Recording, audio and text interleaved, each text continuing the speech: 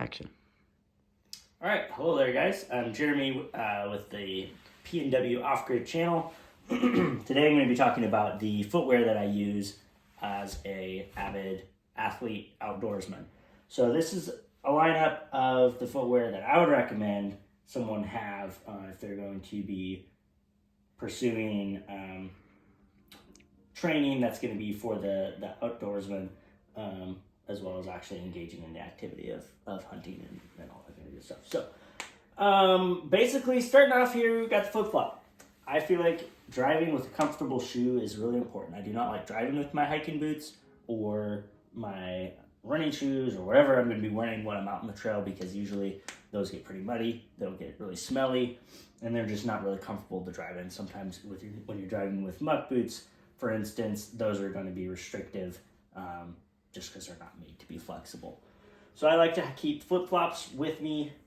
And then if I'm out camping, I will generally have a barefoot shoe that offers some protection, but doesn't offer a lot of support. So it kind of builds those foot muscles when I'm walking over uneven ground. They're just a nice kind of camp shoe to have. I would not run in these. I don't have the strength in my feet to support running without arches. That wouldn't be something I would do with these types of shoes. You can substitute these for Crocs. Having some type of camp shoe that's protecting your toes is good. These are nice because they offer some traction if you gotta go swimming and you just want to keep your feet from getting all banged up by the rocks. That can be really helpful. When it comes to training, I like to use a training shoe that doesn't have a lot of arch support, just because I want to make sure form is good for key lifts like deadlifts and squats or anything I'm doing a barbell with. But I do want them to have more support than these, because if I am incorporating some running in my training for the day, I want to be able to do some runs. So these types of shoes are great for sprinting. I wouldn't wear these shoes for longer runs where you're maybe running up to a mile. That just starts to get a little uncomfortable because they don't have a lot of support. I will go over these again and give you a little closer up look at them, but we'll move on to the next one here, and that's just kind of your generic running shoe.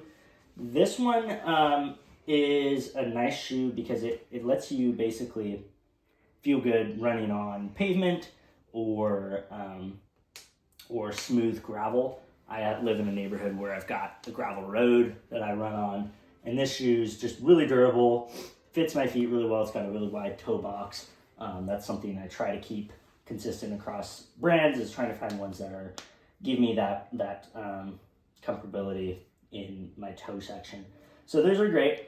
But then if you are going to be running trails, having a more dedicated trail running shoe is really important. One that's got almost cleat type treads is really helpful if you're going over a lot of rocks and mud and sticks and just really uncurated trails. Then obviously if you're out in the field hunting, I like to have hiking boots. I do not hunt in tennis shoes or any ankle type shoe. I like to have the higher rising shoe on my hiking boots, just because that adds a level of stability. I don't like training in hiking boots because I feel like they protect your ankles a bit, and that keeps you from building up the stability in those muscles that help you maintain balance when you're out in the field. So I do a lot of training in tennis shoe type styles of shoes, because those generally force me to build up that ankle mobility and stability.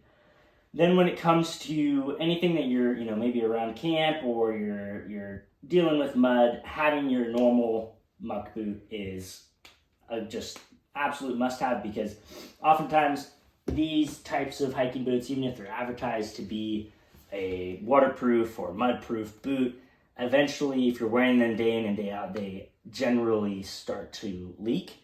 And so if there's times when you need to cross some water and you just need to keep stuff dry, if you have the ability to trade out your footwear for that specific mission that you're on, it's really, really helpful to have muck boots. So again, these are kind of just the general things You don't have to have all of these. You know, these are a nice to have. You can train in normal tennis shoes. You don't have to have the nicer trail runners. I'll explain a little bit why I specifically run this lineup for my footwear. So starting again down here with flip-flops, no brainer. You're coming back to the truck.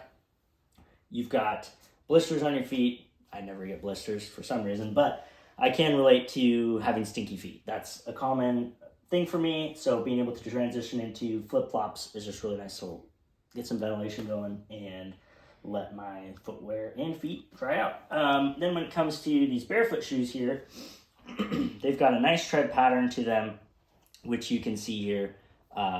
Just is nice for, you know, when you're walking around camp or wherever, or if you're out swimming and you've got to have some traction to get yourself over those rocks. That is a really nice value add to that pair of shoes. These ones, I forget what brand they are. I think it starts with a V. I could be wrong. These ones are made by Born Primitive, and this is kind of a new training shoe lineup they have. I believe this is called the Savage 1. It's the first version of their lineup here. And it's got decent tread on the bottom, pretty flat profile, wide toe box. I found the tongue on these can start to be irritating if you tighten this up too much. It can be really irritating, honestly, if you're wearing these in the office and you're wearing them too tight. So that's something to be aware of for those, but I do really like training in these. They're also just a nice everyday wear because they don't have as much support as a typical shoe does. So if you're a person who wants to maintain the structural integrity of your feet without, by not having an arch on there, those types of shoes are good. They're not ugly. They're not like this shoe here, which you don't really want to be seen in public.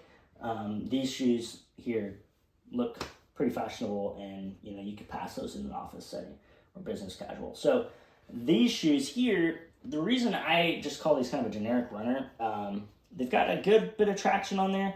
They do tend to last a pretty long time, and it's just nice to run these types of shoes on pavement and on gravel, because as you'll see with these trail runners here, these cleats used to be a lot more aggressive, but with the amount of running that I've been doing on my gravel roads, it's really been wearing these down. So I want to save these shoes for running on dirt trails from now on to maximize their life.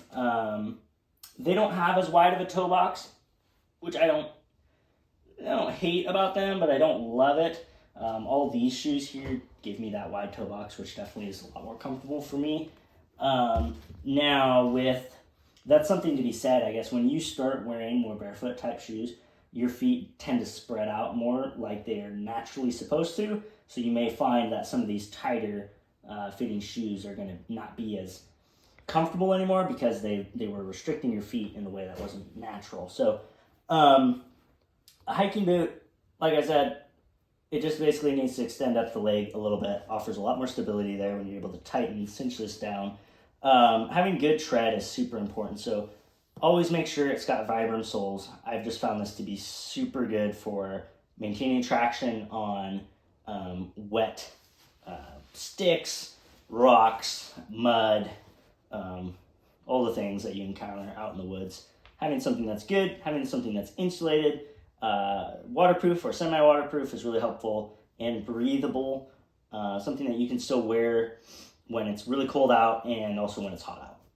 If you can find a hybrid boot like that, that's good. I think these are the Under Armour Storm boot. I think I'm going to switch to a crispy boot this year, and I'll let you know how I like those. Then obviously when it comes to a muck boot, having one that is kind of a mix between rubber and neoprene is nice. I would say it tends to last longer than if it's completely rubber all the way. It's probably, again, less expensive though to buy one that is completely rubber. Places that you'll see cracks form is when right at the hinge right here, and then somewhere up in here. I've gone through several patches of blackberries in these, and they do get kind of scarred up. So there are a few leaks in this, but it's not bad. I've had this boot for a couple years now, and it's served me really well. The only thing I will say is, if you see this tread pattern where it's just parallel horizontal lines going along the boot, you do not want this. I will say this is probably the worst tread pattern that I've ever seen on a pair of boots. For some reason, it just does not give you the kind of tread that you need in mud.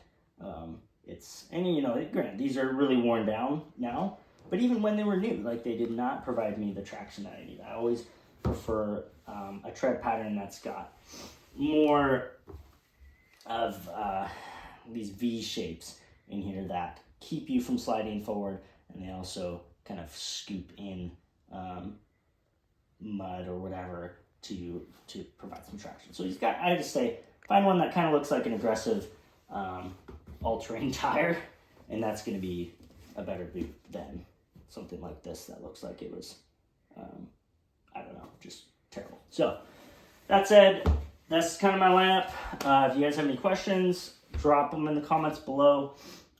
If you want me to, I can provide links to some of these. Again, this is just kind of general overview. These are kind of the features you want to look for when you're picking your own set of footwear for your specific needs. The key is there's no one way to do it. You know, some people like Crocs, some people like flip-flops. You know, some people hate barefoot shoes, some people can tolerate them. Some people can train in tennis shoes, and other people feel like they got to train in different types of shoes.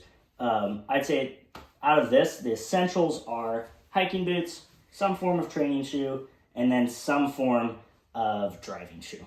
You don't want to have to be restricted to wearing what you train in when you drive, especially if it's a hiking boot that can be uncomfortable, restrictive, or just downright smelly. So that said, that is the end of this video. If you got any questions, drop them below. I'll be posting another video hopefully sometime this summer when I've got a new pair of the Lapine.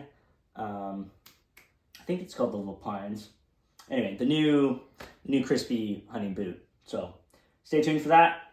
Thanks for watching, and have a great day.